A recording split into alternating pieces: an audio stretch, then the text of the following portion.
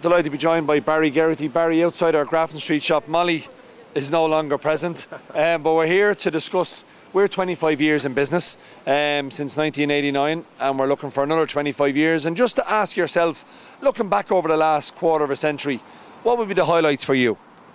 There's been plenty. Italia 90 got a mention earlier, I believe. That was a great one.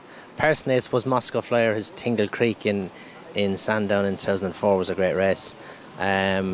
But as a kid, the three replays between Meath and Dublin in '91, I was in the Canal End. I believe you were in the Hill 16. I was. They were great games, great atmosphere, and there was probably less sport as accessible then as it is now. So it was a massive occasion, and it was a great one to win. But great to see, Barry, too, for those 4 games.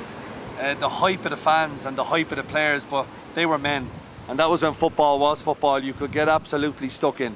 Well, yeah, I wouldn't like to slag the current lads and tell them they're not playing football, but it was a tough game. Mick Lyons was a tough meet. Yeah, Liam McHale, Liam Harnan, Kevin Foley, all them lads, they were hard as nails.